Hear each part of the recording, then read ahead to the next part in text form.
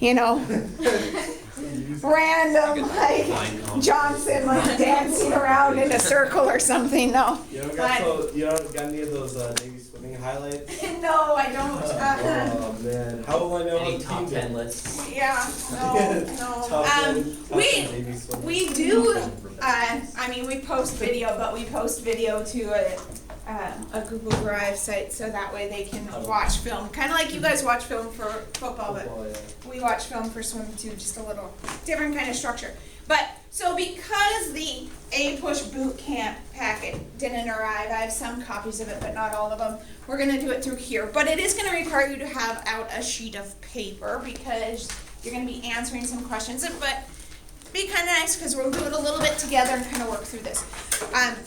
What we're looking at today here, though, is the historical thinking skills of AP-US and how they work through those skills themselves, okay? So when we look at this, basically, there are all these skills that the College Board thinks that, well, these are the things that historians do, so these are the things that you, as students who are practicing history, should be able to do, right?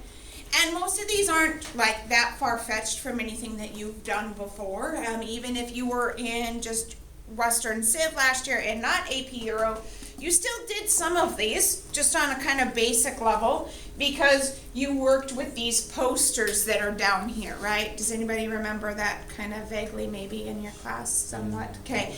We're kind of just starting to implement them in the regular classrooms last year, so you might not have done much with them, but it's a lot easier than maybe you think it is. The biggest thing is that you have to understand that through the course you have to have an opinion, right? That's the big thing here. And I'm going to, so we will be answering the questions that are on slides 5, 10, 11, 12, 16, 18, 19, and 22. And you can handwrite, or I guess if you want to take your tablet out and you want to type because you prefer typing, again, I'm cool with that. I just ask that you're not like, you know, looking up like football stats or looking at the Vikings like football stadium or something. I'm only talking to you because your computer's up already and you're a football player, so maybe you might have an interest in the Vikings. I don't know, you might like some other team. Hopefully it's not the Packers. Bengals. But and if you're a Packers fan, I'm sorry. Kind of. Okay, so I'm gonna need to. What is it doing? Okay, well, I don't know why it's being weird. Okay, so we're gonna be answering these questions, all right? So here's the deal. College Board says you need to be able to take a historical source and you need to be able to analyze it. You need to analyze its content. You also need to be able to look at its source, where it came from, who did it, and figure out why that matters in the context of history. So if we think about that with our summer reading, it would be like taking Christopher Columbus's journal and looking at that journal and saying, okay, Columbus, I read your journal. What do you guys notice, or do you remember what you noticed about reading it? Does Columbus write? How does he write? Third person. It's in the third person, right? What does it say about Columbus as a dude? That's fun. Yeah, he's big-headed. He's kind of pompous, right? He's like, look at me, I did this. And in his journal, he sits there and he says that he had instructed the men to look for land. And in looking for land, one of his men finds land, and he says, well, he found land, but actually I had found land first, but I just wanted to see if somebody else found land before I announced that I had found the land, but I am really the one who found the land, right? Because I'm the important one, right? I'm the important one. So what we have to think about is when we're looking at that and looking at that source, it actually tells us a lot about who Columbus is. It's part of the reason why Columbus never admits that he never actually lands in America or the Caribbean, right? He never actually gets into the United States, which I always find really fascinating because we celebrate Christopher Columbus Day. He wasn't here, right? Most of Latin American countries, in fact, most of the Caribbean, where he actually was in Hispaniola, they don't celebrate Columbus. Why is this still a thing? Why is it still a thing? I don't know. Maybe because, well, depending on your point of view here, why is it still a thing in the United States? Because it's always been a thing. You could also argue that because the majority of people that write policy are white men.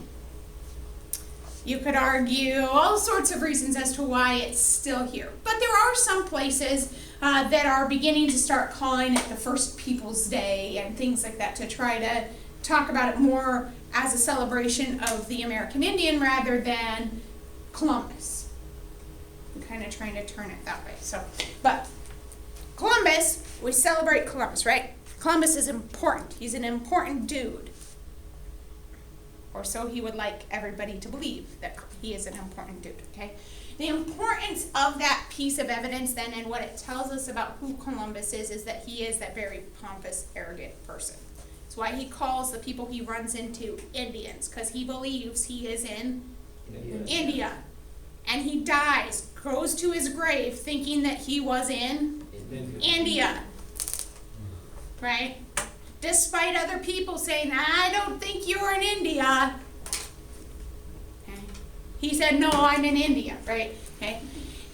You also have to look at anything that Columbus says in that about what he does, what he discovers. Think about the source it's coming from, right? How accurate is it going to be? Not very accurate. Why not? Because it's going to be biased towards Columbus. Yeah, it's going to be riddled with bias. And Columbus ultimately, why was he going to America in the first place? To find the shorter distance, wasn't To go to Ye- India, To go to India, but why did he want to go to India? to avoid going through land. Yeah, and what would be the benefit of that? it? It was a shorter distance. They would have their own. Cut out the middleman, shorter distance, which ultimately would lead to greater wealth for the Spanish crown, right? I mean, that's his ultimate goal, is to increase wealth, right? And yes, you know, do it for God and for the glory and that stuff, but really the vast majority about it is about the money, right? That's why we do most things, it's about the money. Unless you're a teacher, and then it's no longer about the money, because we don't get paid. We'll get paid, but just not very much. So, but it's about the money, right? It's about the money. That's why he's in it. That's why he's doing it. So when he writes his journal, everything that he writes about the riches and the wealth and everything that he finds, he is going to overemphasize those things because otherwise, why the heck did he go in the first place, right? And on top of that, how does he now get the crown to give him more money to go back again? Right? So when we think about the evidence and we think about different sources, we have to think about that. So we have to think about the point of view, which is everywhere. You can find point of view in anything and everything you look at, whether it's John Brown back in the back of the board back there, which we'll talk about later, or in this cartoon here. Now, there's some maybe not so PC things about this image, but it definitely has a point of view. Okay? What's his point of view? What is the author or the artist's point of view? They were there first. They were there first. But what's his hidden message in here? There's a message in here that's not like, hey, we were here first, right? Like, that's the one right here. But what else is he saying about the American Indian? They populated America first. Okay. They're just being disregarded. Okay, they're being disregarded, they're being forgotten about. But let's look at the imagery here. Not the words, the imagery. They live Okay. in poverty. They live in poverty, right? Because they're sitting in front of a trailer house. Okay? So this author or this artist, this cartoonist, would he say that we have done a disservice to American Indian people? Yeah. Probably, right? The other thing that you could maybe take of it, based on your interpretation of it, is, well, American Indians are lazy.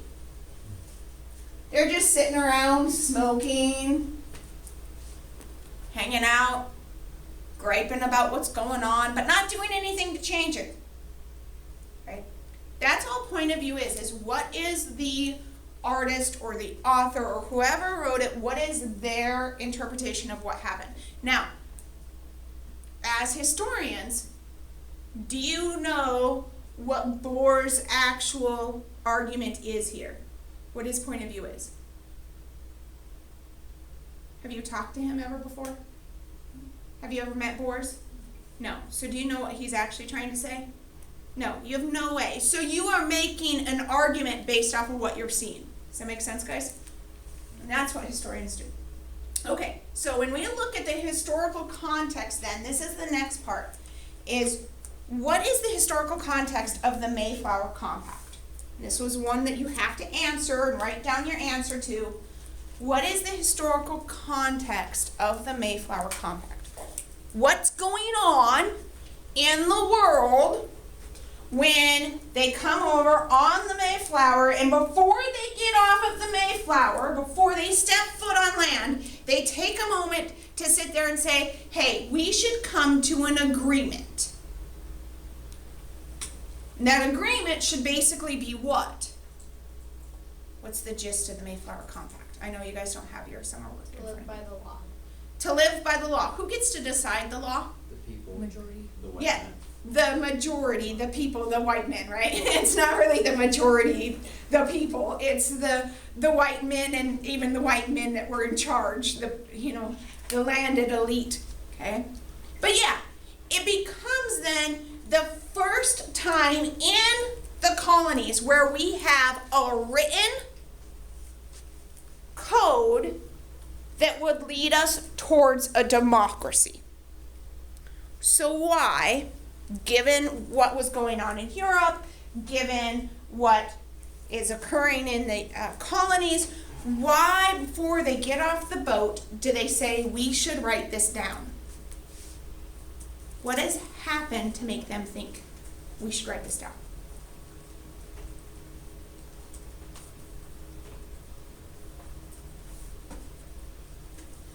Well, I don't really know if this is right, but It's okay. It's all right to not be all right.